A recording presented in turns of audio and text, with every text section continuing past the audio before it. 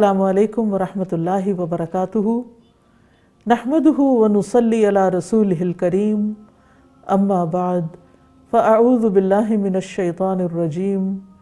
बिस्मिल्लाहिर रहमानिर रहीम। रब्बिश्रह ली सदरी व यस्सिर ली अमरी वहलुल उक़दतम मिन लिसानी यफ़क़हू क़ौली। नाज़रीन, प्रोग्राम कुरान सब के लिए के साथ आपकी खिदमत में हाज़िर हूँ। आज हम इंशाअल्लाह सूरत अल-फ़ातिहा ही की तफ़सीर करेंगे। पिछले प्रोग्राम में हमने सूरत अल-फ़ातिहा के मानी और उसकी फ़जीलत के बारे में पढ़ा था। हम बात कर रहे थे अल्हम्दुलिल्लाहि रब्बिल आलमीन कि सब तारीफ़ अल्लाह के लिए है जो रब है सारे जहानों का। तो हम के माने हमने देखे कि तारीफ़ और तारीफ़ उसकी कि जिसमें कोई खूबी हो और जिससे हमें कोई फ़ायदा हासिल हो, और अल्लाह सुब्हानहू तआला ही हर खूबी का मालिक है और हमारे पास जो कुछ भी है, जो भी कोई नेमत है, उसी की तरफ से है। तो आज हम देखते हैं कि अल्हम्दुलिल्लाहि, और ये जो लफ्ज़ अल्लाह है जल्ल जलालुहु, तो लफ्ज़ अल्लाह जो है इसका माना है अल-माअलूह, यानी अरबी में जिसकी इबादत मोहब्बत और ताज़ीम की वजह से की जाए, यानी अल्लाह अल-इलाह जो सबसे हकीकी माबूद है और जो हमारा रब है जिसकी हम इबादत करते हैं, तो वो हस्ती जिसकी इबादत मोहब्बत और ताज़ीम के साथ की जाए, यानी सिर्फ़ किसी मजबूरी के साथ नहीं या किसी जबर और ज़बरदस्ती से नहीं, बल्कि मोहब्बत से जिसकी ताज़ीम की जाए। तो अल्हम्दुलिल्लाह, सब तारीफ़ अल्लाह के लिए है, यानी हमारे रब के लिए है जो रब है अल आलमीन सारे जहानों का। यहाँ पर रब्बुल आलमीन में हम देखते हैं कि रब वो होता है जिसमें तीन सिफ़ात पाई जाएं, यानी अरबी ज़बान में खालिक, मालिक और मुदब्बिर। यानी रब वो है जो पैदा करता है, जैसे कुरान मजीद में आता है ज़ालिकुमुल्लाहु रब्बुकुम ला इलाहा इल्ला हुवा खालिकु कुल्लि शै। यही अल्लाह तुम्हारा रब है, उसके सिवा कोई माबूद नहीं, हर चीज़ को पैदा करने वाला, खालिकु कुल्लि शै। तो इससे पता चलता है कि रब वो है जो खालिक है। रब का दूसरा माना अल मालिक है, यानी उसके अंदर मालिक होने की सिफत पाई जाती हो। सूरत आल इमरान में अल्लाह ताला फरमाते हैं कुलिल्लाहुम्मा मालिकल मुल्क, कह दीजिए ए अल्लाह जो सारी बादशाहत के मालिक हैं। तो हर चीज़ का मालिक अल्लाह है। वलिल्लाहि मुल्कुस समावाति वल अर्द, अल्लाह ही के लिए है आसमानों ज़मीन की बादशाहत, हर चीज़ उसी की मिल्कियत है। यानी सिर्फ़ उसने पैदा ही नहीं किया बल्कि वो मालिक भी है, ओनरशिप भी उसी की तरफ है हर चीज़ की। और तीसरी चीज़ ये कि वो मुदब्बिर है, यानी हर चीज़ की तदबीर करने वाला है, निज़ाम भी चलाने वाला है। ऐसा नहीं कि उसने पैदा किया और मालिक है लेकिन वो एक तरफ होकर बैठ गया और अब उसने दुनिया को लोगों के इख्तियार में दे दिया कि वो जैसे चाहें उसको चलाएं। नहीं, वो इनका इंतज़ाम भी कर रहा है। कुरान मजीद में आता है युदब्बिरुल अम्र मिनस समाई इलल अर्द थुम्मा यअरुजु इलैहि फी यौमिन कान मिक़दारुहु अल्फ सनतिम मिम्मा तउद्दून। सूरत सजदा की आयत नंबर 5 है कि अल्लाह वो आसमान से ज़मीन तक हर मामले की तदबीर करता है, तमाम मामलात की तदबीर। फिर वो मामला उसकी तरफ एक ऐसे दिन में ऊपर जाता है जिसकी मिक़दार 1000 साल के बराबर है जो तुम शुमार करते हो, यानी इंसानी गिनती के मुताबिक। तो याद रखिए, जब भी हम कहेंगे रब का लफ्ज़ तो इससे मुराद खालिक, मालिक और मुदब्बिर होगा। और वो कौन है? रब्बुल आलमीन है, तमाम जहानों का रब है। आलमीन का लफ्ज़ जो है ये अरबी ज़बान में आलम की जमा है, और आलम का लफ्ज़ जो है ये अलम से निकला है। अलम कहते हैं निशानी को।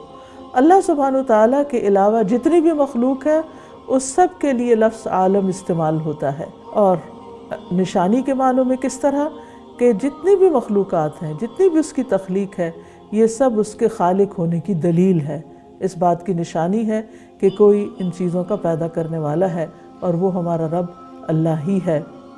और जितनी भी मखलूक़ात में कोई भी निशानियाँ हैं वो सारी उसके खालिक होने पर दलील हैं। फिर आता है अर्रहमान अर्रहीम, جو بہت مہربان نہایت رحم فرمانے والا ہے۔ الرحمن الرحیم جو ہے یہ اللہ سبحانہ وتعالیٰ کی صفات ہیں، یعنی لفظ جلالہ جو ہم نے اللہ پڑھا اس کی صفت ہے الرحمن اور دوسری صفت ہے الرحیم۔ الرحمن کہتے ہیں وسیع رحمت والے کو، بہت زیادہ رحمت والے کو، اور الرحیم کہتے ہیں جس کی رحمت مخلوق تک پہنچنے والی ہو۔ الرحمن اور رحیم میں تھوڑا سا فرق بھی ہے، اگرچہ دونوں کا روٹ ایک ہے، دونوں کی اصل ایک ہے۔ رحمان جو ہے یہ مبالغے کا صیغہ ہے اور یہ رحیم سے زیادہ بلیغ اور مؤثر ہے۔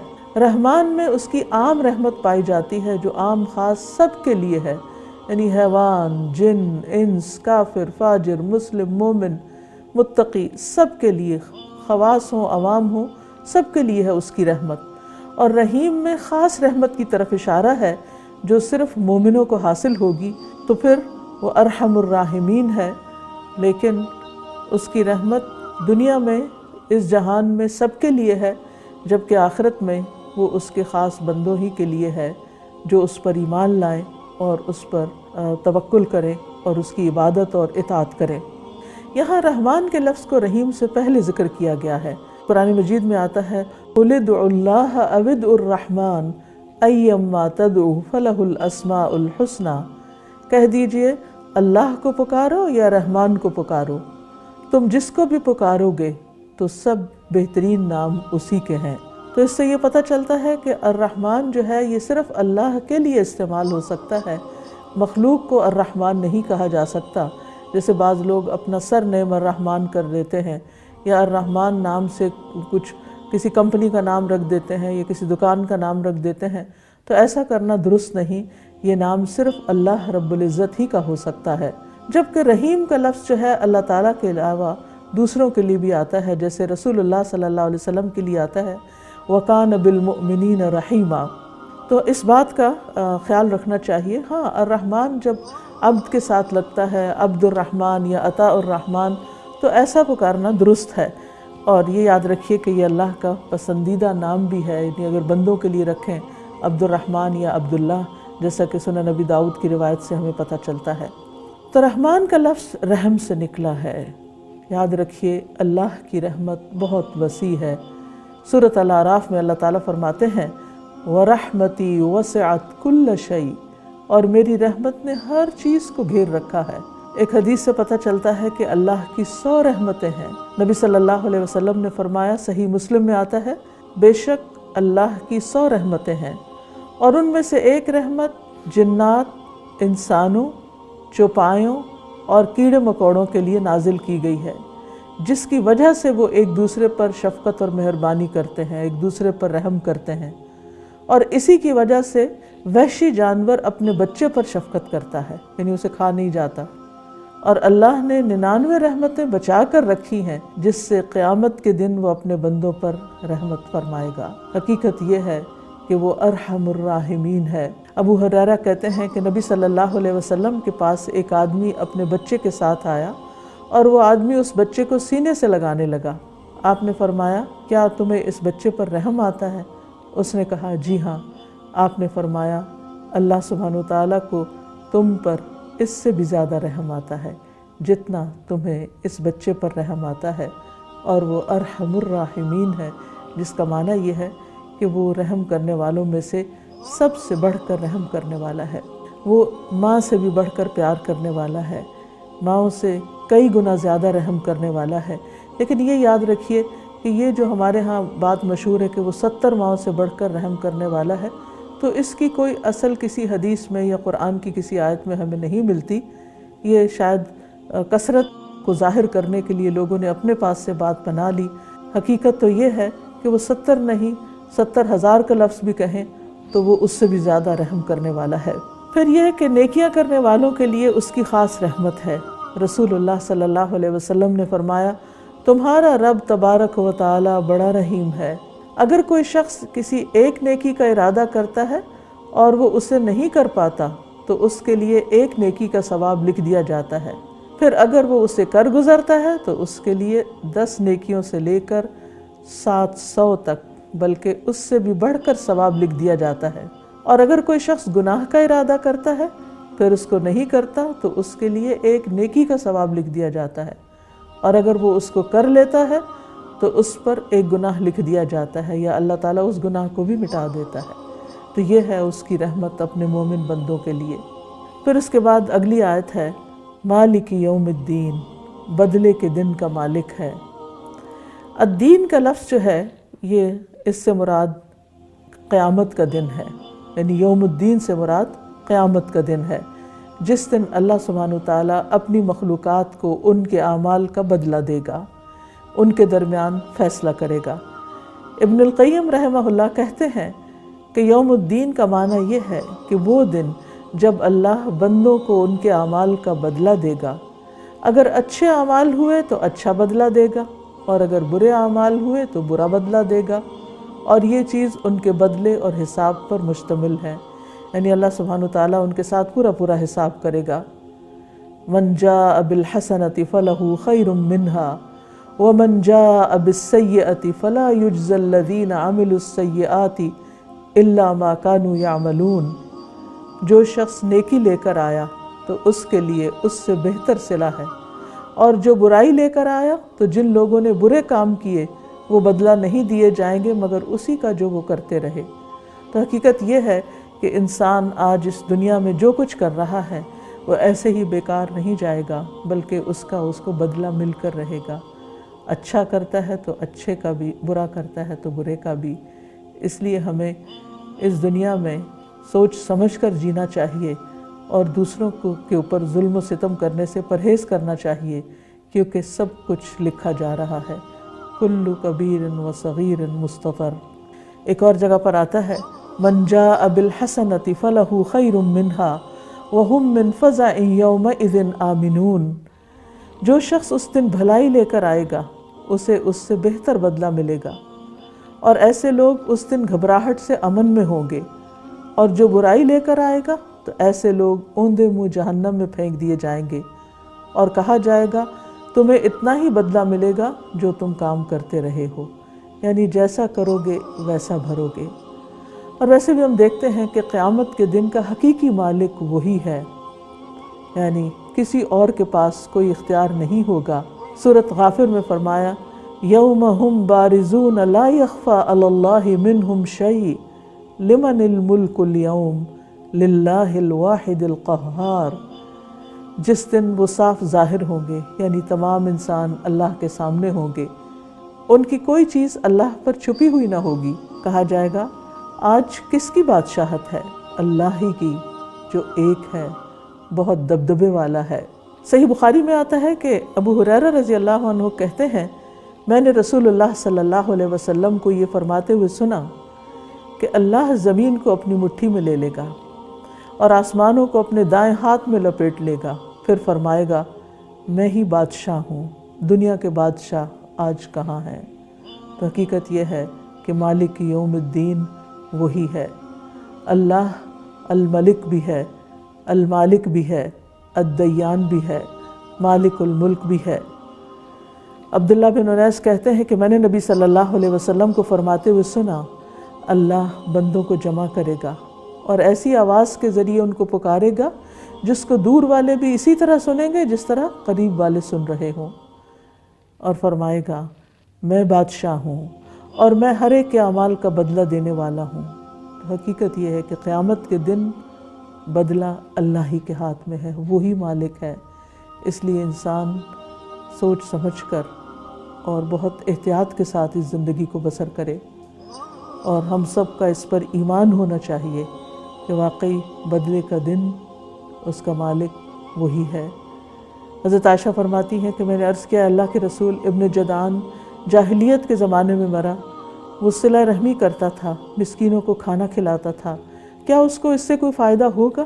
آپ نے فرمایا یہ اعمال اس کو فائدہ نہیں دیں گے، کیونکہ اس نے ایک دن بھی نہیں کہا رب اغفر لی خطیئتی یوم الدین، کہ اے میرے رب میری خطا یوم الدین کو معاف کر دینا، بدلے کے دن معاف کر دینا۔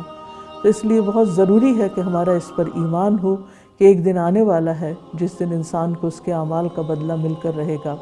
دنیا میں بہت سے لوگ دوسروں کے ساتھ معاملہ کرتے ہوئے یا ایون اللہ کی عبادت کرتے ہوئے اس بات کا خیال نہیں رکھتے کہ اللہ سبحانہ وتعالیٰ ان سب چیزوں کا حساب کرنے والا ہے، اور آج اگر ہم کسی کے ساتھ تھوڑی سی بھی زیادتی کریں گے تو وہ لکھ لی جائے گی اور اس پر پوچھ ہوگی۔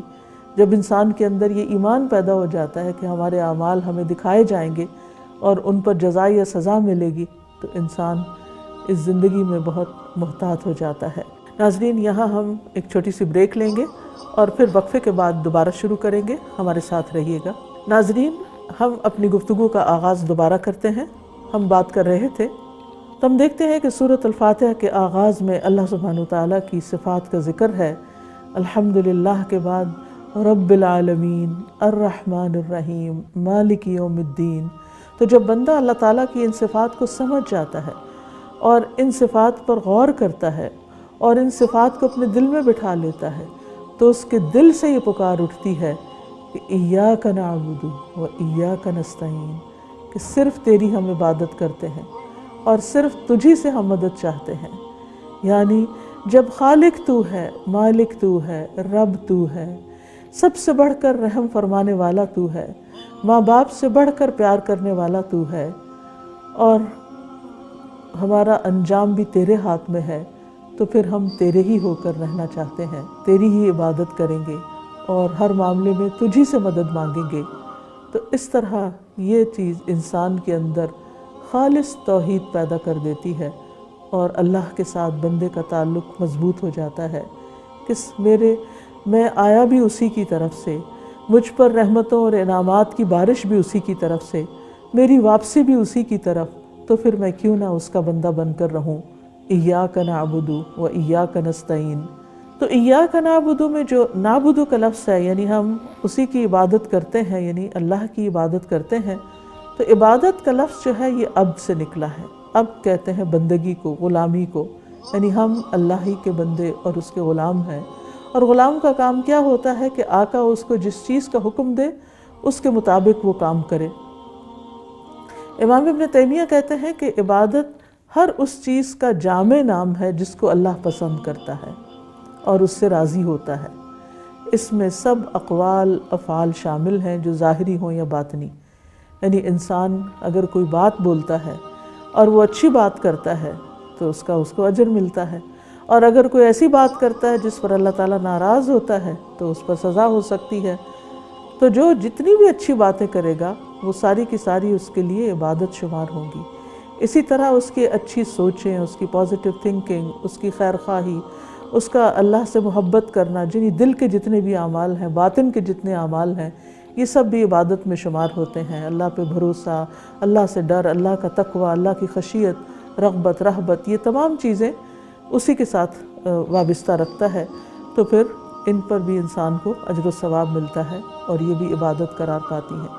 پھر اسی طرح انسان کے جوارح یعنی اعضاء جو کچھ کرتے ہیں، وہ قدموں سے چل کے کسی چیز کی طرف جاتا ہے، وہ اپنے ہاتھوں سے کوئی کام کرتا ہے، تو یہ تمام چیزیں اس کے لیے عبادت بن جاتی ہیں۔ اللہ تعالیٰ کی عبادت یعنی نماز، روزہ، حج، زکوٰۃ کو تو ہم عبادات کہتے ہی ہیں، لیکن اس کے علاوہ والدین کے ساتھ حسن سلوک کرنا، صلہ رحمی کرنا، پڑوسی، یتیم، مسکین، مسافر کے ساتھ حسن سلوک، غلاموں، خادموں، جانوروں، تمام چیزوں کے ساتھ اچھا سلوک، دعا کرنا، ذکر کرنا، اللہ سے استغفار کرنا، درود شریف پڑھنا، یہ ساری چیزیں عبادت میں شمار ہوتی ہیں۔ اسی طرح بندوں کی خدمت اور مدد، خاص طور پر آپ دیکھیے کہ ہم اس کو عموماً عبادت نہیں سمجھتے، حالانکہ رسول اللہ صلی اللہ علیہ وسلم نے فرمایا، مجھے اپنے کسی بھائی کی ضرورت پوری کرنے کے لیے اس کے ساتھ چلنا اس مسجد یعنی مسجد نبوی میں 1 ماہ کے اعتکاف سے بھی زیادہ محبوب ہے۔ یعنی مسجد میں اعتکاف اللہ کی عبادت ہے، لیکن اگر کوئی شخص پریشان حال ہے یا ضرورت مند ہے تو اس کی ضرورت پوری کرنا جو ہے یہ اس عبادت سے بھی بڑھ کر پھر ہو جاتا ہے جو انسان اپنی ذاتی زندگی میں کرتا ہے۔ نبی صلی اللہ علیہ وسلم نے یہ بھی فرمایا کہ مسکین کے لیے دوڑ دھوپ کرنے والا ایسا ہے جیسا کہ اللہ کے راستے میں جہاد کرنے والا یا رات کو قیام کرنے والا اور دن کو روزہ رکھنے والا۔ اب رات کے قیام کو تو ہم عبادت سمجھتے ہیں اور دن کے روزے کو بھی ہم عبادت سمجھتے ہیں، لیکن یہاں پر مسکین کے لیے، مجبور اور پریشان حال شخص کے لیے دوڑ دھوپ کرنا، اس کا کوئی کام کر دینا، یہ بھی عبادت قرار پاتا ہے۔ اگر دیکھا جائے تو اللہ سبحانہ تعالیٰ نے ہمیں پیدا ہی اس غرض کے لیے کیا ہے۔ قرآن مجید میں اللہ تعالیٰ فرماتے ہیں وَمَا خَلَقْتُ الْجِنَّ وَالْإِنسَ إِلَّا لِيَعْبُدُونَ، کہ میں نے جن و انس کو اپنی عبادت کے لیے پیدا کیا ہے۔ یعنی اللہ تعالیٰ نے ہمیں اس دنیا میں بھیجا تاکہ ہم اس زندگی میں اس کی مرضی کے مطابق سب کام کرتے رہیں، اور جب ہم واپس جائیں تو پھر اللہ تعالیٰ ہمیں راضی کر دے۔ قرآن مجید میں سورۃ الحج میں اللہ تعالیٰ فرماتے ہیں یا ایھا الذین آمنوا ارکعوا واسجدوا واعبدوا ربکم وافعلوا الخیر لعلکم تفلحون، اے لوگو جو ایمان لائے ہو، رکوع کرو اور سجدہ کرو اور اپنے رب کی عبادت کرو اور نیکی کرو تاکہ تم کامیاب ہو جاؤ۔ اور حقیقت یہ ہے کہ عبادت بندوں پر اللہ کا حق ہے، یعنی اللہ کا حق ہے کہ بندے اس کی عبادت کریں، کیونکہ اللہ نے ان کو پیدا ہی اس کام کے لیے کیا ہے۔ اور یہ بات ایک حدیث سے بھی ہمیں پتہ چلتی ہے جس کو امام بخاری نے روایت کیا اپنی صحیح کے اندر۔ معاذ رضی اللہ عنہ سے مروی ہے، وہ کہتے ہیں کہ نبی صلی اللہ علیہ وسلم جس گدھے پر سوار تھے میں اس پر آپ کے پیچھے بیٹھا ہوا تھا، اس کا نام عفیر تھا۔ آپ صلی اللہ علیہ وسلم نے فرمایا کہ اے معاذ، کیا تمہیں معلوم ہے کہ اللہ کا حق اپنے بندوں پر کیا ہے اور بندوں کا حق اللہ پر کیا ہے؟ میں نے عرض کیا اللہ اور اس کے رسول ہی زیادہ جانتے ہیں۔ آپ نے فرمایا اللہ کا حق اپنے بندوں پر یہ ہے کہ وہ اس کی عبادت کریں اور اس کے ساتھ کسی کو شریک نہ ٹھہرائیں، اور بندوں کا حق اللہ پر یہ ہے کہ جو بندہ اللہ کے ساتھ کسی کو شریک نہ ٹھہراتا ہو، یعنی شرک نہ کرتا ہو، اللہ تعالیٰ اس کو عذاب نہ دے۔ تو یہ دو طرفہ معاملہ ہے، اگر ہم اللہ کی عبادت کریں گے، ہم اللہ کو راضی کریں گے تو اللہ ہم کو راضی کر دے گا، اور اگر ہم نے اس کے حق میں حق تلفی کی تو پھر اس کی پکڑ سے انسان بچ نہیں سکتا۔ اور حقیقت یہ ہے کہ انسان کو صرف اور صرف اللہ ہی کی عبادت کرنی چاہیے، اسی لیے ہم لا الہ الا اللہ پڑھتے ہیں اور اللہ سے یہ وعدہ کرتے ہیں کہ تیرے سوا ہم کسی اور کی عبادت نہیں کریں گے، اور اسی سے انسان کی جان مال عزت آبرو جو ہے اس کی حفاظت ہوتی ہے۔ اس کے بعد ایاک نعبد کے بعد و ایاک نستعین بھی ہے، اور صرف تیری ہی ہم مدد چاہتے ہیں، تجھ سے ہی مدد طلب کرتے ہیں۔ استعانت کا لفظ عربی زبان میں مدد طلب کرنے کے لیے آتا ہے کہ ہمیں مدد چاہیے۔ حقیقت یہ ہے کہ انسان اپنی ذات میں بہت کمزور ہے، انسان کے پاس کتنا بھی علم ہو، مال ہو، جسمانی قوت اور طاقت ہو، لیکن اللہ کے مقابلے میں کوئی حیثیت نہیں رکھتا، کوئی حقیقت نہیں انسان کی، اور اللہ سبحانہ وتعالیٰ ایک کن کہہ کر اس کو ختم کر سکتا ہے۔ لہٰذا کبھی بھی انسان کے اندر جب یہ بات کہتا ہے تو پھر غرور اور فخر اور تکبر کی کیفیت نہیں آتی، بلکہ عبادت کی تکمیل ہی پھر استعانت سے ہوتی ہے کہ واقعی وہ اللہ کا بندہ ہے، اپنے آپ کو کمزور سمجھتا ہے اور اپنے رب کو بڑا سمجھ کر اس سے مدد چاہتا ہے۔ اور پھر اس میں یہ کہ چونکہ انسان اپنی زندگی میں مختلف طرح کی مشکلات دیکھتا رہتا ہے تو اس کو ہر لمحے اللہ کی مدد کی ضرورت پیش آتی ہے، تو وہ جب عبادت کی بات کرتا ہے تو ساتھ ہی استعانت کی بات بھی کرتا ہے۔ اور قرآن مجید میں بہت سی جگہوں پر عبادت اور استعانت اور توکل جو ہیں ان کو ملا کر بیان کیا گیا ہے، کیونکہ اللہ کی مدد کے بغیر، اپنے تمام کاموں کو اللہ کے حوالے کیے بغیر، اس پہ توکل کیے بغیر انسان صحیح معنوں میں عبادت کر ہی نہیں سکتا۔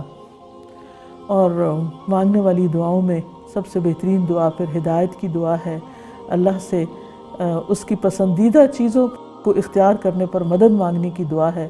ابن تیمیہ کہتے ہیں کہ میں نے سب سے زیادہ نفع بخش دعا پر غور کیا کہ اللہ سے مدد جو مانگی جائے یعنی استعانت میں، تو وہ اللہ سبحانہ وتعالیٰ سے اس کی پسندیدہ چیزوں پر مدد مانگنا ہے، جس کا ذکر سنن ابی داؤد میں معاذ بن جبل کی روایت میں آتا ہے کہ رسول اللہ صلی اللہ علیہ وسلم نے معاذ بن جبل کا ہاتھ پکڑ کر فرمایا، اے معاذ، مجھے تم سے محبت ہے، اور یہ بات آپ نے قسم کھا کے فرمائی کہ اے معاذ، اللہ کی قسم مجھے تجھ سے محبت ہے، اللہ کی قسم مجھے تجھ سے محبت ہے۔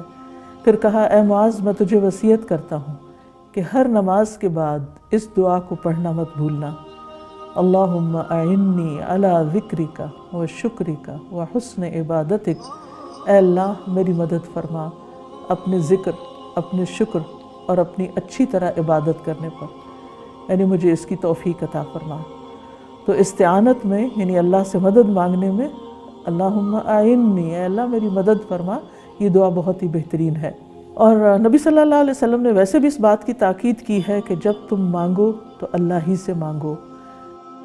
وَإِذَا سَأَلْتَ فَلْتَسْأَلِ اللَّهِ وَإِذَا اسْتَعَنْتَ فَاسْتَعِنْ بِاللَّهِ، کہ جب مانگو تو اللہ سے مانگو، اور جب مدد چاہو تو اللہ ہی سے مدد چاہو، اللہ کے سوا کسی اور سے نہیں مانگو۔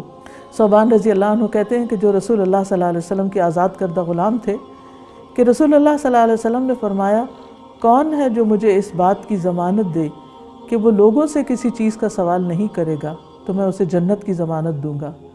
ثوبان نے کہا کہ میں ضمانت دیتا ہوں، چنانچہ وہ اس کے بعد کبھی کسی سے کچھ مانگتے نہیں تھے۔ تو اللہ سبحانہ وتعالیٰ کی تعریف بیان کرنے کے بعد، اس بات کا اقرار کرنے کے بعد کہ ایاک نعبد و ایاک نستعین، کہ ہم صرف تیری عبادت کرتے ہیں اور صرف تجھ سے مدد چاہتے ہیں، تو پھر اب دعا مانگنے کا وقت آ گیا۔ تو دعا مانگتے ہیں اہدنا الصراط المستقیم، ہمیں سیدھا راستہ دکھا دے۔ دعائیں تو بہت سی ہیں انسان کے مانگنے کی، لیکن سب سے بہترین دعا جو انسان اپنے رب سے مانگ سکتا ہے وہ سیدھے رستے کی دعا ہے، کیونکہ اگر انسان کا رستہ سیدھا ہو گیا تو وہ اپنی منزل تک لازماً پہنچ جائے گا۔ اس لیے اس زندگی میں انسان کو سب سے زیادہ صراط مستقیم ہی کی ضرورت ہے۔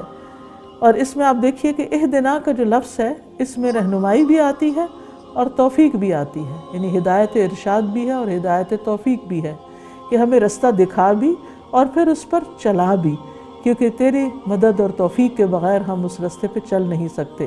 صراط مستقیم سے مراد وہ واضح رستہ ہے جو اللہ تک پہنچاتا ہے، اللہ کی جنت تک پہنچاتا ہے۔ اور اس کا معنی یہ بھی ہے کہ دین اسلام پر چلنا، اور اس میں انسان علم اور عمل کے اعتبار سے اللہ کی بھیجی ہوئی رہنمائی کے مطابق جب زندگی کا سفر طے کرتا ہے تو یہی صراط مستقیم ہوتا ہے۔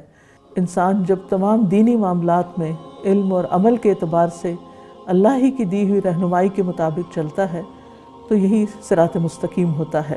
یہ سب سے اہم اور نافع دعا ہے جو بندہ ہر نماز کی ہر رکعت میں اللہ تعالیٰ سے مانگتا ہے کہ اہدنا الصراط المستقیم۔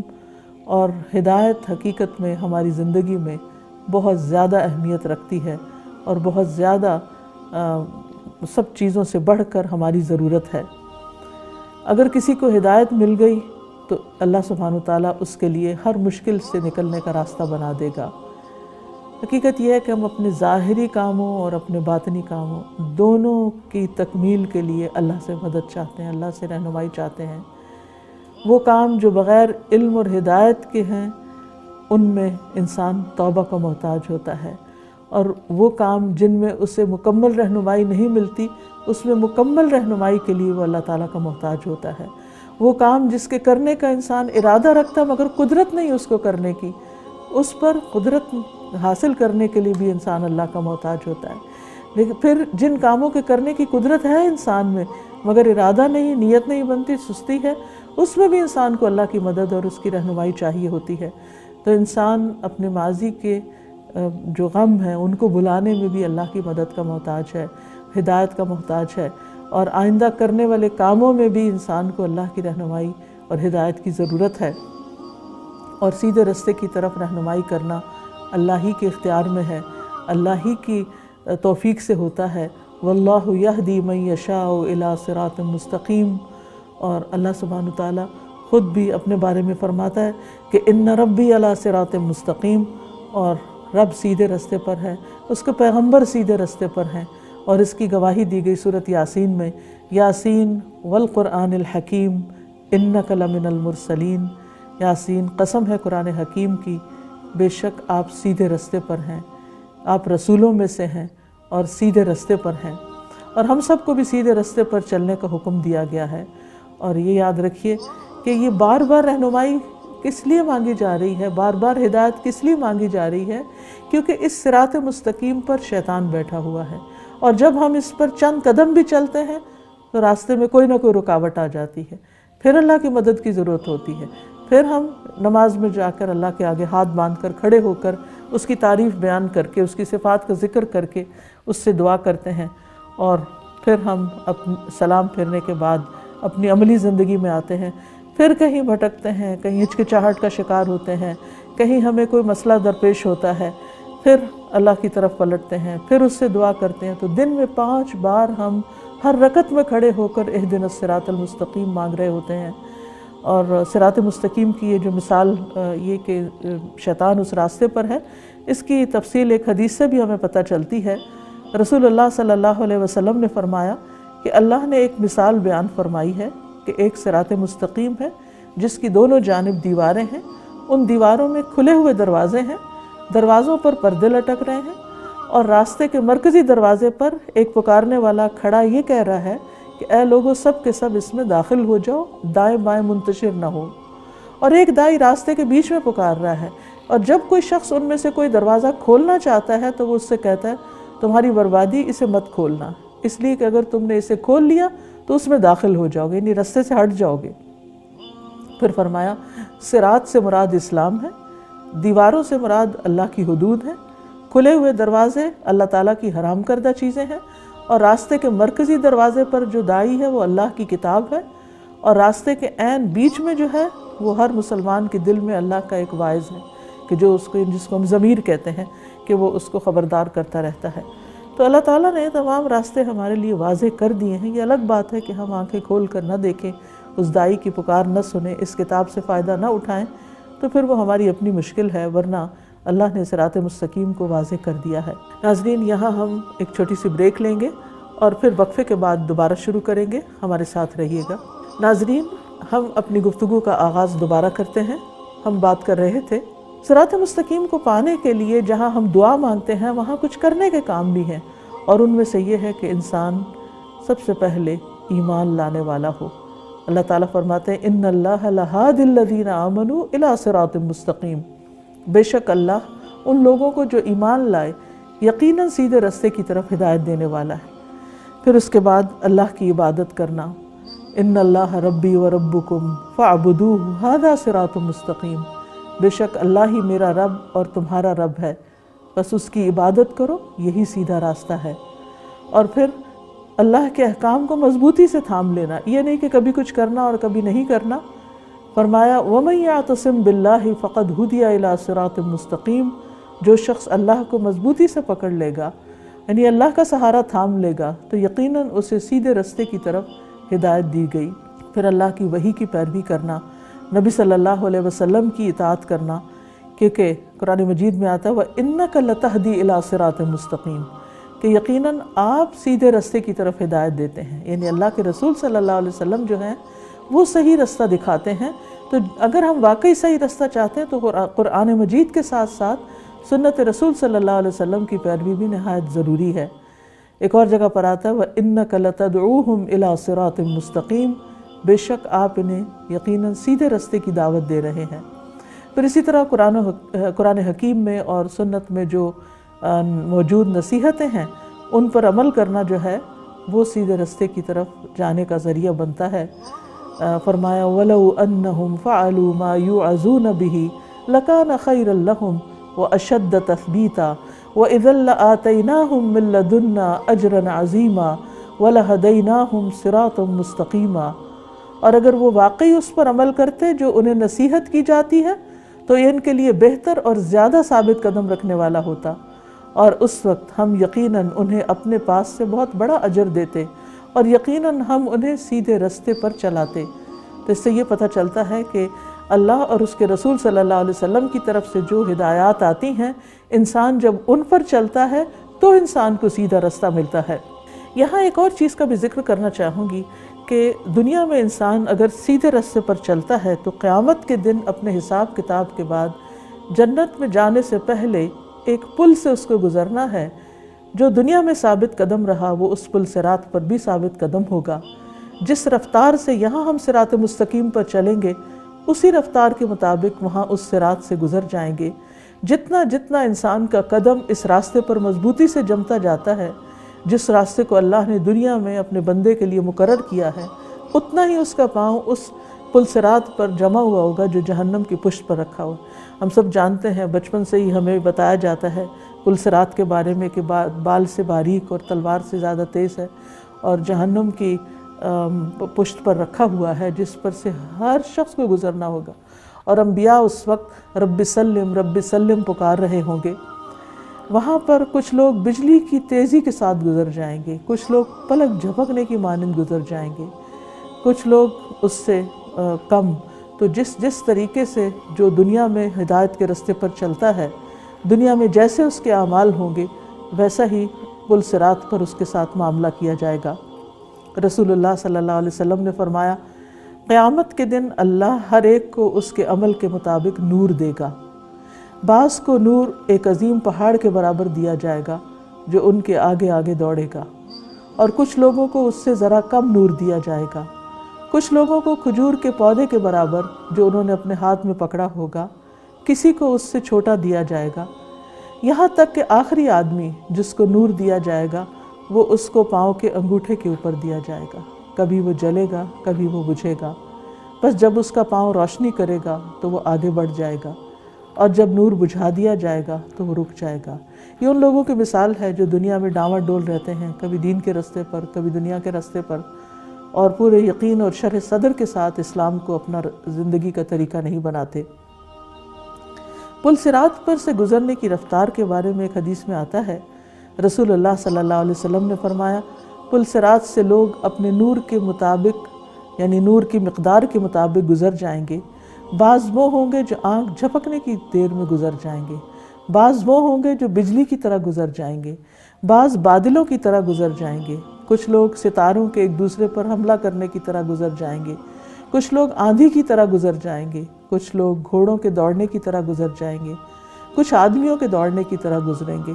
پھر اس کے گزرنے کی باری آئے گی جس کو روشنی اس کے پاؤں کی پشت پر دی گئی ہوگی، وہ چہرے اور ہاتھوں اور پاؤں کے بل رینگ رینگ کر گزرے گا۔ تو یاد رکھیے، پل صراط کو عبور کرنے کے لیے دنیا میں ہی تیاری کرنی ہوگی۔